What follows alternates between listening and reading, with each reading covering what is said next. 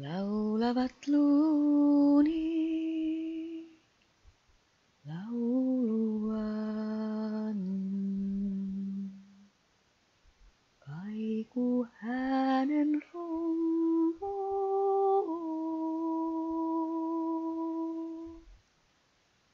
Kuin hengen palava tuuli. Olen kuu, olen aurinko, olen hallan huokaus. Laulavat luuni lauluaan. Tanssi tulen veri, kuin tunteen väkevä viini. Just like the hieroglyphs of Egypt, women Asian textiles have a language of their own, going back to the time before written language. The study of mythology and many other fields from archaeology to ethnography and related fields suggest that many, if not all, ancient civilizations were women-centered civilizations.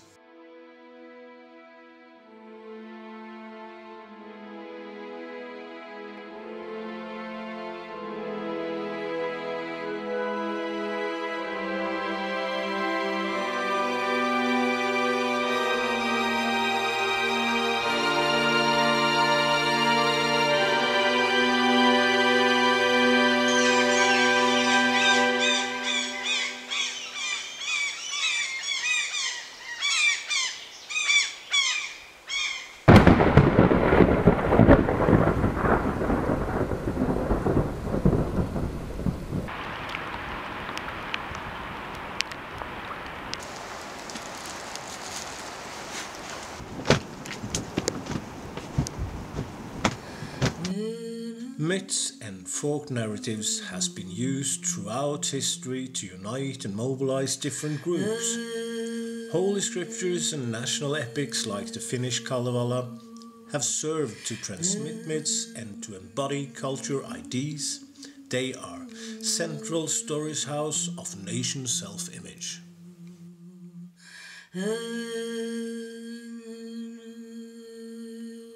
Finnish animal mothers, emus, matrons, female deities or haltias, and guardian spirits have been neglected or overshadowed by Kalevala. The male-centered viewpoint of folk poetry and mythology has silenced much of the gynocentric past. The female beings have neither been taught nor brought out as a part of our strong female heritage, which is particular worldview. We need to revalorize and make visible the poems, folk memory and narratives regarding totemistic foremothers and haltias. The handicrafts and textile art of our historic foremothers reflects and foreground their symbolic language, the narrating and life-sustaining powers and energies that are present and active in the circle of nature and life.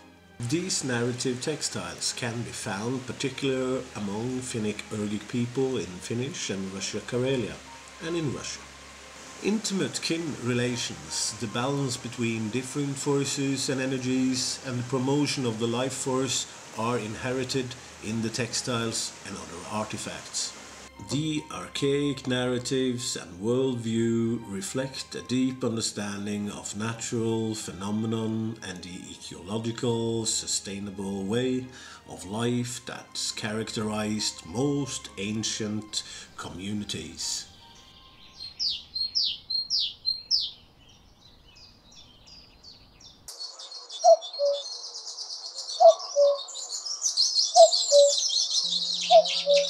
Mary B. Kelly's life work has been to demonstrate the ornamental motifs of women's handcrafts worldwide reach far into prehistory.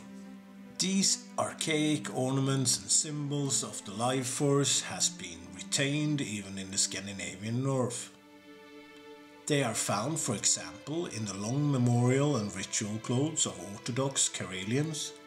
They are called käspaikka. Tässä on tällainen Nurjatun estuupisto kirjoittaa käspaikka, että se on samanlainen kummaltakin puolelta. Ja nämä on perinteisiä nämä kuviot, että niissä on nuo kukkilinnut. Ja sitten tämä elämänpuu. Tämä tarkoittaa elämänpuuta tässä näin. Siitä on hyvin monenlaisia versioita olemassa näissä kairalaisissa käspaikoissa. In Finland it is eco-psychologist Irma Heiskanen and women's and culture studies scholar Kaarina Kailo that have long investigated traditional ecological knowledge. This includes the worldview of Finnish and Finno-Ugric people and the mythic beings from female guardian spirits to totemistic animal mothers. Irma Heiskanen has introduced the eco-psychological interpretation of ornamental symbolism as her unique contribution. Kailo, for her part, has raised awareness about the meaning and importance of gift economy as a radical transformation of attitudes and values and as an ethical way of life worth emulating and adopting. Still, their research also overlaps in many ways.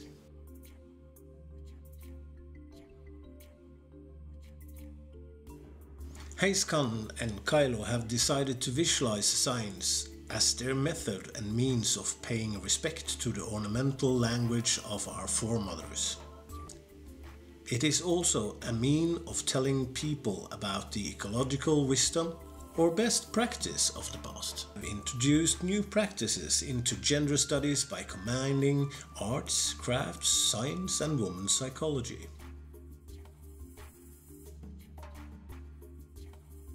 Kaarina Kailo and Irma Heiskanen have not only researched women's traditional culture, but have also themselves created textiles art out of recycled materials. The outfits representing guardian spirits were sewn by Eija Keränen based on Kailo's research. Kailo and Keränen co-designed them out of new and recycled materials. These narrative textiles reflect the archaic life-center symbolic language which they found in the past. The key ornaments of female culture recur in women's handicrafts. The core ornament that recur across time and space are the tree of life as the umbilical cord between generations, genders, species, the goddess of the tree of life and her daughter. Other symbols are the sun, totemistic animal mothers, and the holy cosmos of birds, power animals, and the sacred star constellations. Different kinds of swirling patterns recur in the textile arts. They include the swastika, which reflects the annual turning cycle of the Great Bear. Yksi esimerkki siitä, miten me ollaan globalisoituneessa maailmassa menetetty paljon omaa kulttuurista tietoa, on, että meille on tuotettu tämmöinen ilmiö kuin Halloween. Eli sen sijaan, että suomalaisetkin tuntisivat oman kekrinsä vainajien muistojuhlan, niin pukeudutaan ilkeiksi noideksi ja muovisiin vaatteisiin ja osallistutaan markkinatalouden ehdolla tapahtuvaan eräänlaiseen vainajien palvomisrituaaliin, mutta josta on henki kadonnut, koska kekri alun perin oli tilaisuus muistaa esivanhempia ja kokoontua yhteen ihan toisenlaisissa merkeissä kuin tänään, mutta harva tietää edes, mitä kekri tarkoittaa.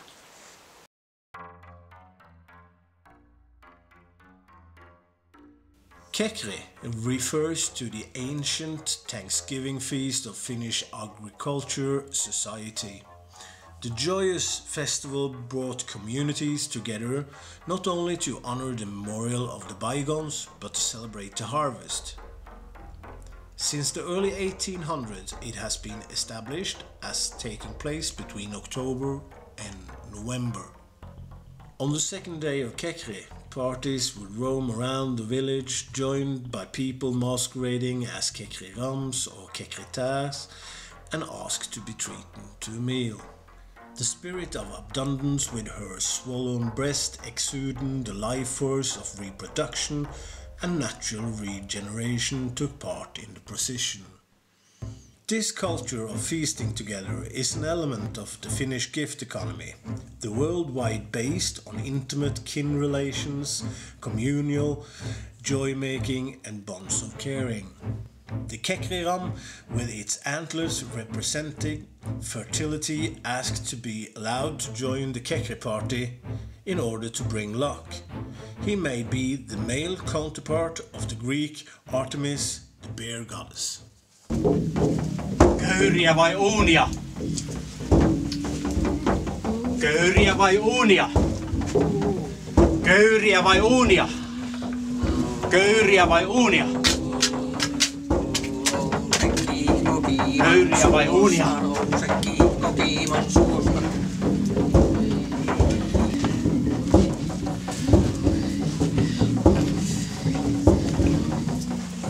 Kiitos, kiitos. Nyt en särje uunianne.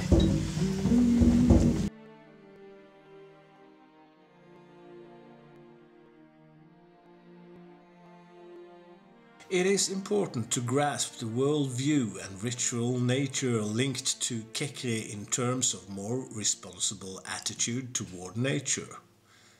A feast strengthening the communal spirit, Kekri contains a way of looking at life and death from which the Westerns has been estranged. Life and death intertwine as natural phenomenons within the life circles of nature and humans.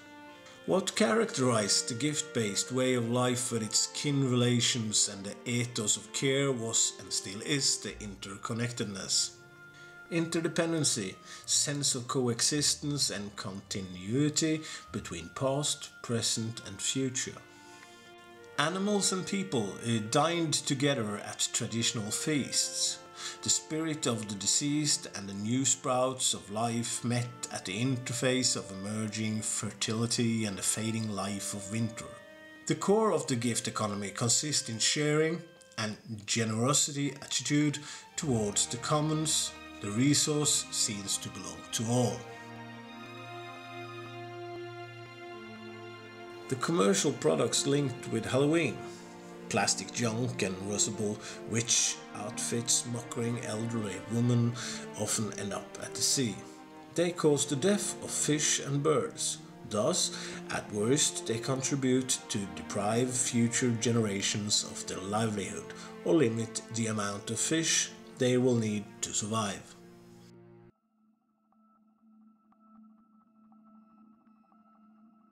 Female guardian spirits have been interpreted differently by ethnographs, folklorists and other scientists. Now as the internalized soul companions of people, now as energies or spirits populating nature. Kylo and Hayskan find it fruitful to interpret them also as the different facets of women's life cycles and the cycles and processes of the agriculture year. The totemistic animal mother presides over life forces and cycles, together with the guardian spirit that provides daily protection. They can be seen as different phases of the changing woman. They capture and epitomize the life forces that are present in all things.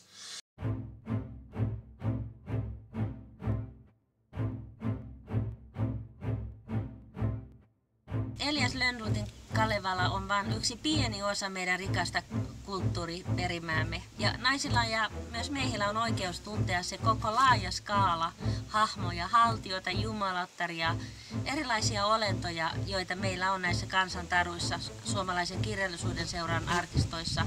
Suomen kansan vanhojen runojen louhi on muuttuva nainen, moninainen nainen, vanha esiäiti, joka saattaa vainajallaan uudesti syntymän kohtuun maan uumeniin.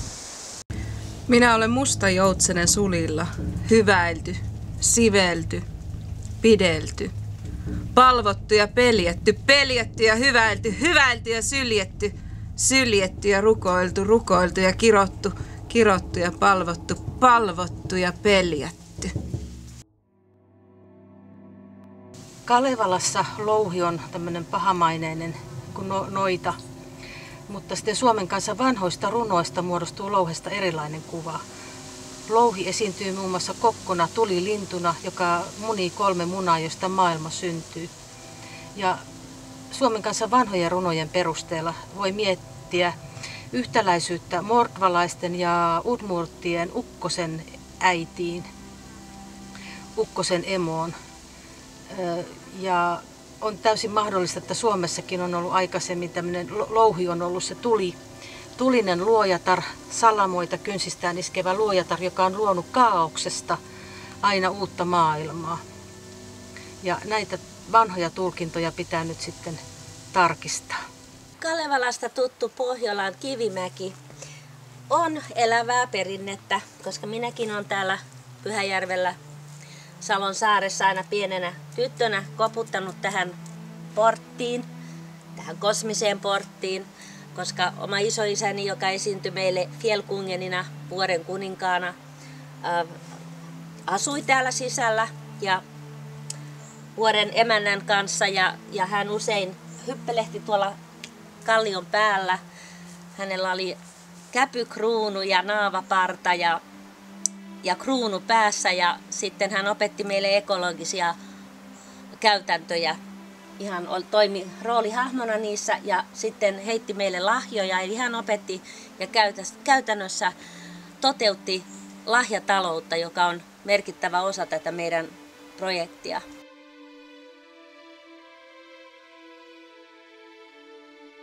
Kostu korpi, mielly metsä. Minä olen kultainen nainen. Vanha kansa vietti talvipäivän seisausta viemällä metsän suojeluspuulle kuuselle ruokaa ja polttaen sen juurella nuotiota. Näin juhlittiin valon voittoa pimeydestä. Tässä on tarina kultaisesta naisesta. Ja nämä on niitä mesipalloja, jotka on kultaisen naisen puvussa.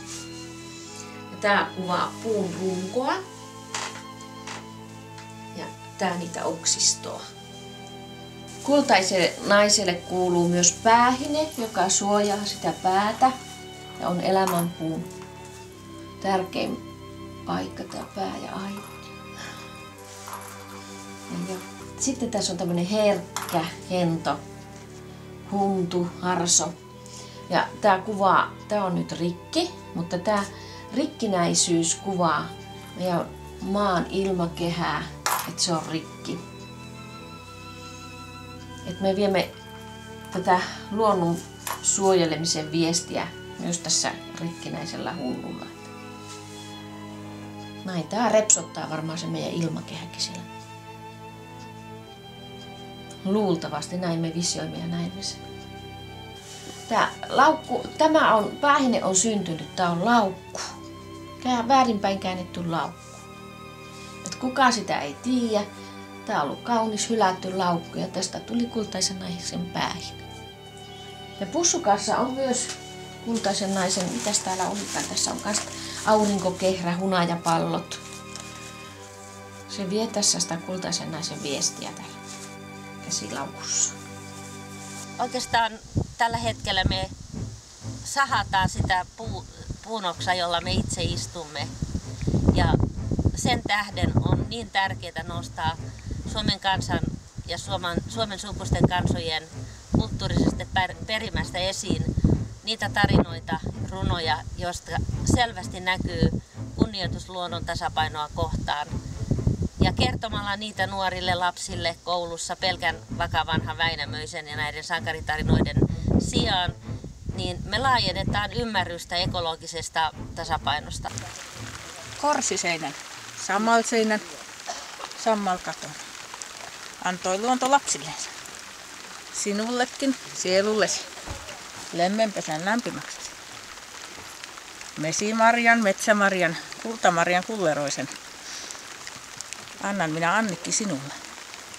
Metsän keiju. Kukkaiskeiju, kaiken luonnon ja hyvän antaja.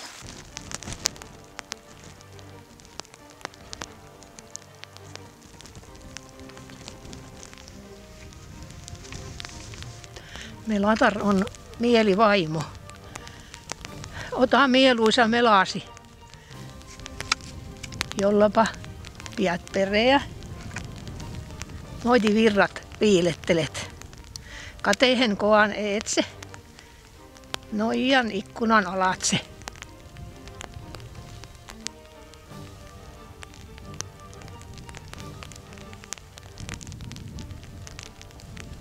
Siniviitta viian eukko, kaunis kankahan eläjä. Silpase sininen lanka, poikki Pohjolan joesta. Tinatuppi vyö hopea, portahiksi musta lanka, jota myöten juonet juoksis, josta pääsis suuret pienet, josta keskinkertaisetkin, miehen etsijän etehen, aina käyjän kainalohon. Kaikki nämä moninaiset tärkeät hahmot, jotka on jäänyt miessankareiden varjoon Kalevalassa ja joita ei yleensäkään tunneta. Eli esimerkiksi sinipiiasta on tehty siivousvälinetuote.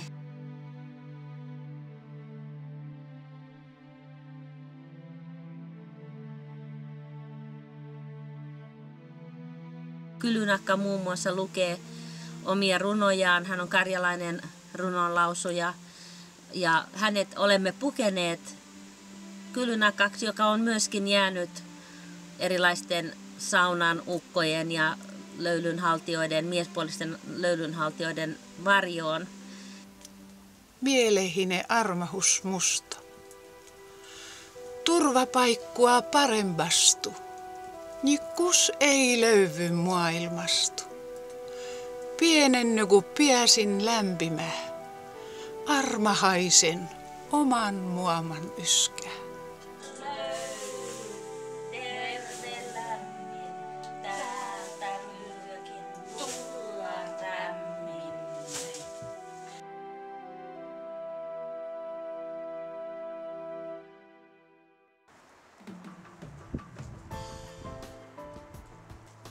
Among other things, Heiskanen wants to transmit and depict through her matron aprons the worldview in which cosmic kinship relations and a care-based gift economy are central.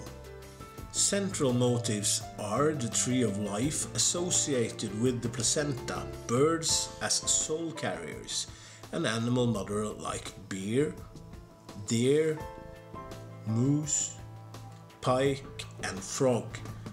Core symbols include the constellation connected with the animal mother in the yearly cycle and other powerful figures. Miss on karvu synnytelty, mesikämmen käännytelty, luona puun tykönä päivän, otavaisen olkapäillä. Sieltä alas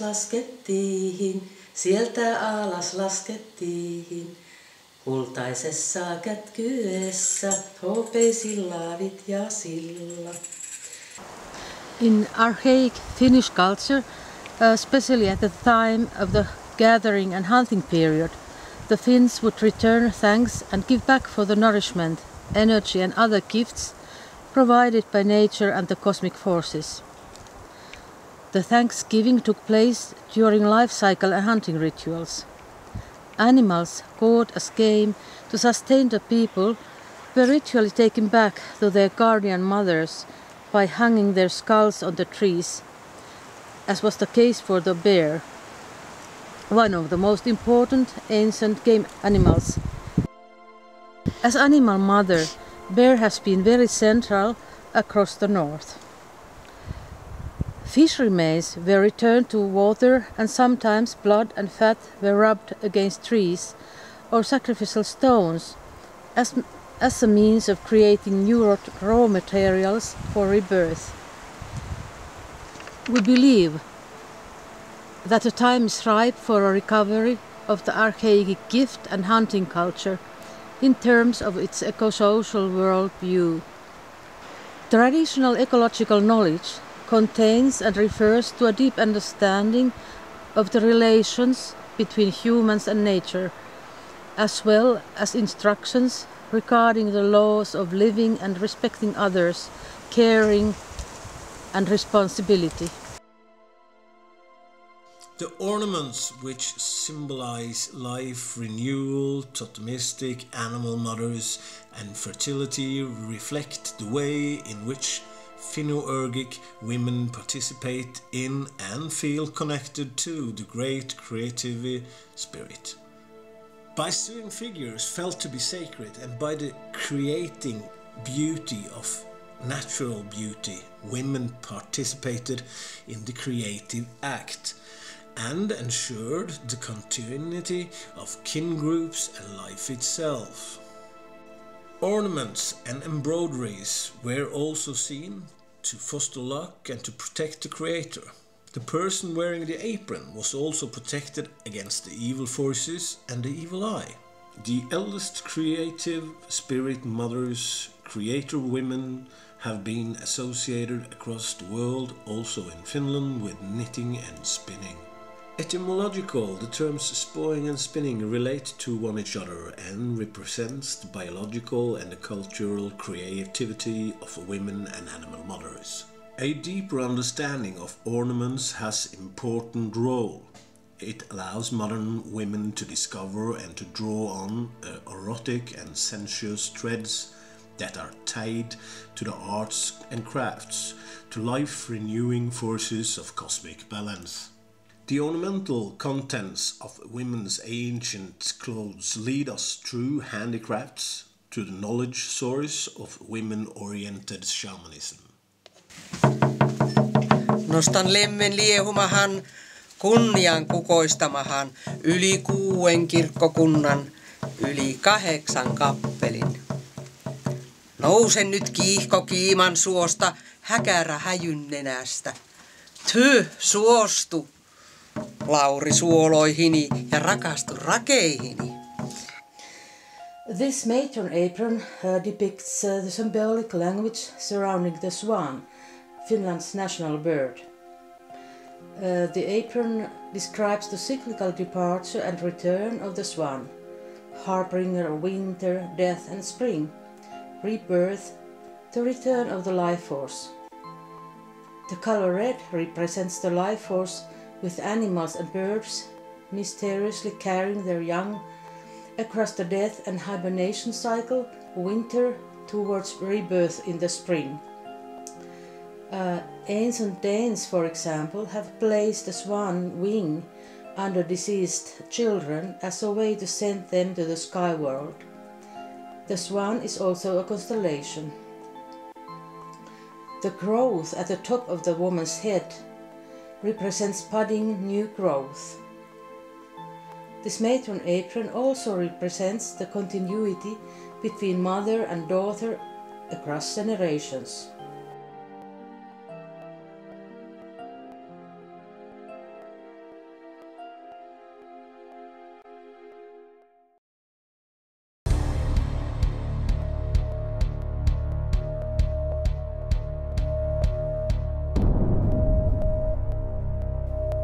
Tässä on Pakanavuoren uumen. Kalliopiirrokset uumenen ympärillä on osin turmeltu sinisellä maalilla. Ja tässä on jo hyvin vanhoja häipyneitä kuvioita, mutta tässä on ollut kalliopiirroksia myös. Tämmöinen kallion uumen on syntymän paikka, eli täältä on ajateltu elämän virtaavan. Ylipäätään meillä on emoja kaikkialla. Tuuli on emo, kallio on emo, vesi on emo. Nytkin minä tunnen tuuliemon hyväilevät käsivarret tai sormet ympärilläni.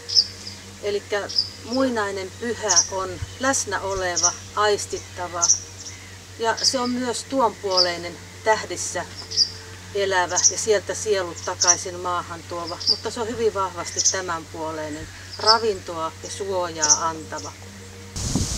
Tuuletar on myös tärkeä hahmo vanhassa kansanperinteessä ja erityisesti tuulen äänet. Koko luonto puhuu tuulen kautta jatkuvasti. Puut puhuvat.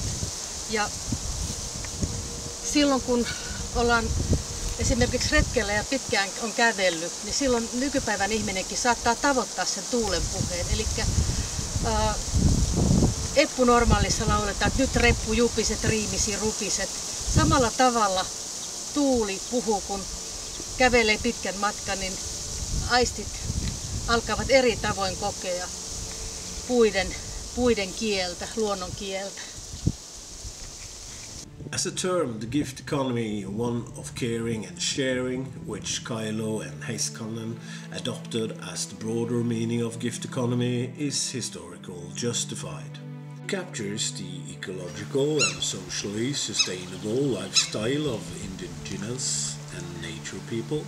Eli on menetetty se yhteisvastuun, kiintymyssuhteiden takaisin antamisen, huolenpidon maailma, joka ennen oli arkipäivää, ilman että nyt kuitenkaan tarvitsee romantisoida ja ihannoida menneisyyttä. Että tietenkin ollaan edistytty paljon ja menneisyydessä on paljon semmoisia asioita, mitä ei haluttaisi ottaa käytäntöön, mutta meillä on myös hirveän paljon opittavaa menneisyydestä ja sen vanhasta kosmologiasta, vanhasta maailmankuvasta.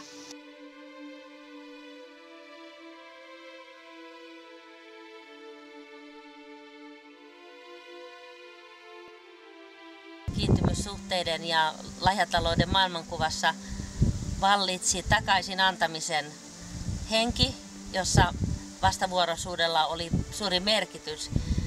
Lahjoja annettiin niin kuin kehässä, että A antaa B:lle ja B antaa C:lle ja niin edelleen. Kaikista pidettiin huolta, myös niistä, jotka eivät pystyneet antamaan takaisin. Ja ihmisen ja luonnon välinen suhde perustui siihen, että kalaruodot palautettiin luontoon. Sen mun oma isoisäni opetti. Ja karhun kallo palautettiin Hongattarelle, jotta karhu voisi syntyä uudestaan. The gift economy, in its links with traditional ecological knowledge, is above all a way of understanding one's responsibility, one's participation and belongingness with nature. This philosophy refers to intimate, situated and dialogical way of relating to nature, places, landscapes, land, plants, animals and water. It refers to a process of inner self-enrichment which takes place as part of reciprocity. The felt sense of bonding results specifically as part of ethos of care, thought, interspecies interdependence.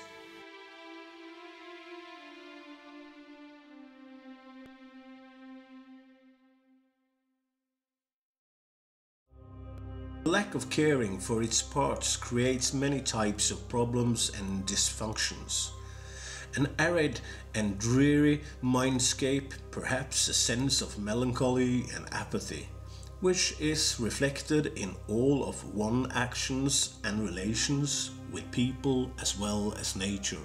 The lack of appreciation for the trades and the realms of life labeled as feminine has resulted in naturalizing a culture of violence on many levels. It has also brought about greed. The life-sustaining and life-protecting realms and values more typical of female culture have been buried under the competitive and production-oriented rationality.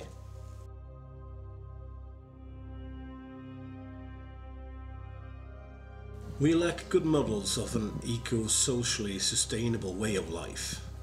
The axis of the tree of life has been shifted and displaced from its roots. Women themselves also suppressed what we might call a primal life force, and this contributes to the world state of imbalance. Women are assimilated to emasculated norm of what is human and ultimately valuable. The competitive male norm needs to be replaced by that of a giving and cooperative human. Kailo and Heiskanen wish to help change and heal the dominant dysfunctional attitude towards nature. They want to help bring about a more ecological human identity.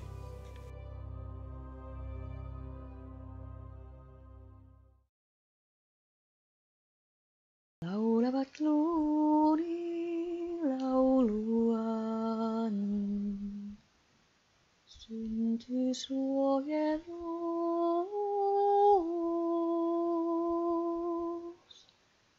Kuin maailman puun syli, olen Jumala, olen Jumalata. Olen pyhä liitto. Laulavat luuni lauluaan. Laulavat luuni lauluaan. Laulavat luuni.